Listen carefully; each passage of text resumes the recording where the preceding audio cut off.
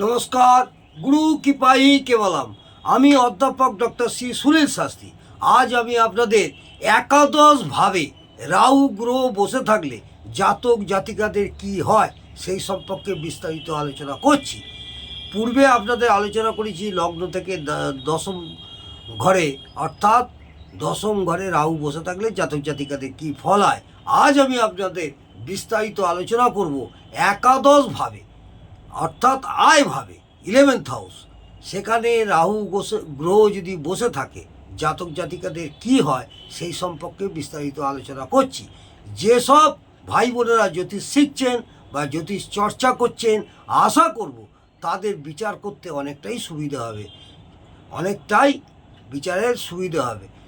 এবং যদি আমার এই ভিডিওটা আপনাদের অবশ্যই ভালো লাগবে এবং এই ভিডিওটা যদি ভালো লাগে তাহলে একটি কমেন্টে জানাবেন কেমন লাগলো। এবং আর একটি কথা আপনাদের বলবো, অবশ্যই একটি লাইক করে দেবেন। লাইক করে দিয়ে আমাকে উৎসাহিত করবেন যাতে আরও ভালো ভালো ভিডিও আপনাদের উপহার করতে পারি। আজ আমি আলোচনা করতে চলেছি একাদশভাবে রাহু গ্রহ বসে থাকলে জাতক জাতিকাদের কি হয় সেই সম্পর্কে বিস্তারিত আলোচনা করছি।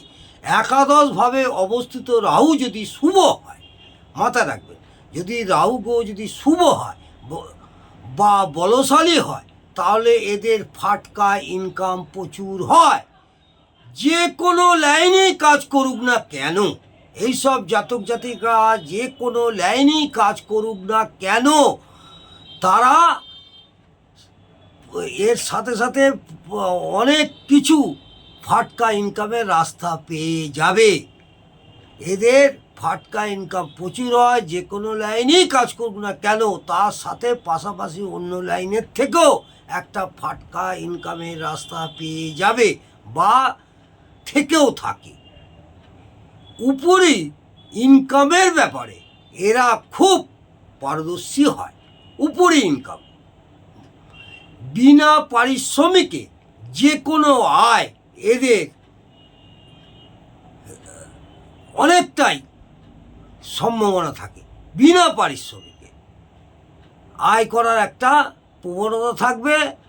এবং যেমন জুয়া, রেস, শেয়ার মার্কেট, লটারি, সুদের টাকা, ঘুষের টাকা ইত্যাদি, এইভাবে বিনা পারিশ্রমিকে এরা রোজগার করতে পারবে যদি রাহু গ্রহ এদের শুভ হয় বা বলশালী হয় একাদশভাবে। এটা মাথায় রাখবেন।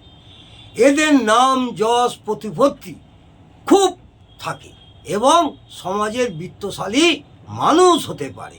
এরা সাধারণত কোনো ধর্মীয় বা কোনো সামাজিক বা ন্যায় সম্পন্ন জায়গায় থেকে বেশি ইনকাম করতে পারে, যেভাবেই হোক।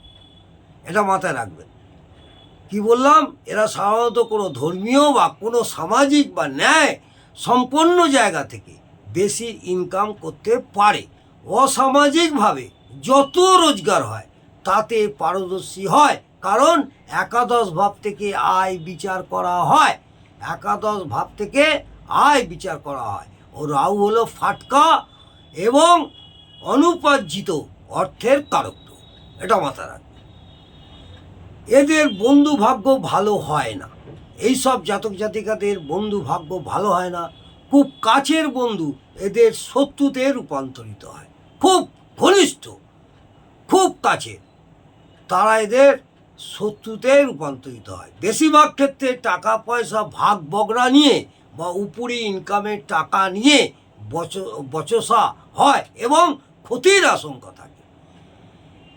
এমনকি বন্ধুদের থেকে ষড়যন্ত্রের শিকারও হয়, কারণ একাদশ ঘর থেকে আয় ও বন্ধু বিচার করা হয়।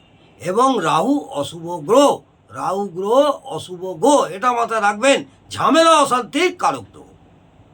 তুলনামূলকভাবে এদের বন্ধুত্ব কারো সাথে টেকে না। তুলনামূলকভাবে এদের বন্ধুত্ব কারোর সাথে টেকে না। এদের মনের চাহিদা কোনো দিনই পূরণ হয় না।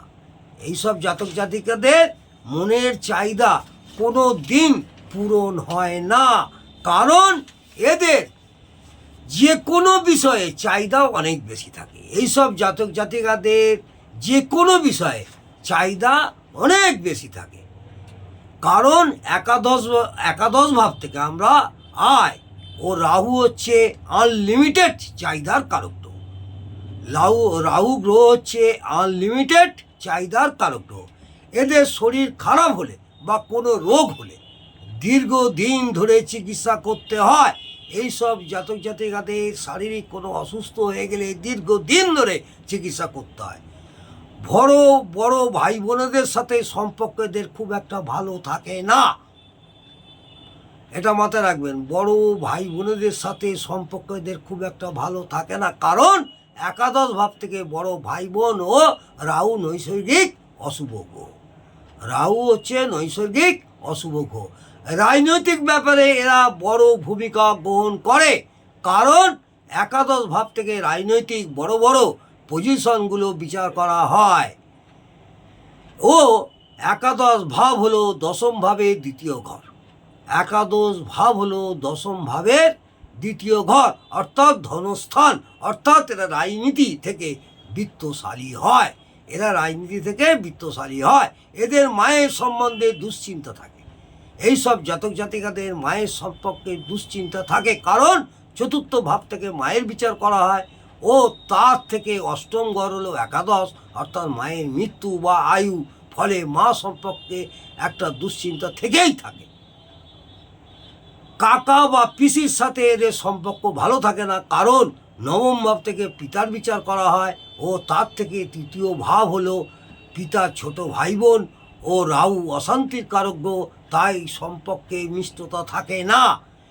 এই জাতক বা জাতিকাদের সন্তানের বিবাহিত জীবন বা সন্তানের পার্টনার নিয়ে দুশ্চিন্তা থাকে, এটা মাথায় রাখবেন। এই সব জাতক জাতিকাদের সন্তানের বিবাহিত জীবন বা সন্তানের পার্টনার নিয়ে দুশ্চিন্তা থাকে, কারণ পঞ্চম ভাব হলো সন্তান ও এই পঞ্চম ভাবকে 1 নম্বর ঘর হিসাবে ধরলে সেখান থেকে গণনায় সপ্তম ঘর অর্থাৎ একাদশ ভাব হলো সেই সন্তানের বিবাহ।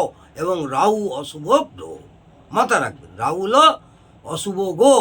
আবার বলি, পঞ্চম ভাবকে 1 নম্বর ঘর হিসাবে ধরলে সেখান থেকে গণনায় সপ্তম ঘর অর্থাৎ একাদশ ভাব হলো সেই সন্তানের বিবাহ। এবং রাহু অশুভ গ্রহ। এরা ধ্যান বেশি করে বা ধ্যান করার প্রতি আগ্রহী থাকে, কারণ এরা এত ফাটকা ইনকাম করে যে এরা মনে করে যে ধ্যান করলে সেই অশুভত্ব থেকে মুক্তি পাওয়া যায়। যে ধ্যান করলে সেই অশুভত্ব থেকে মুক্তি পাবে, সেই জন্য এরা ধ্যানের প্রতি আসক্ত বেশি থাকে, এটা মনে রাখবেন।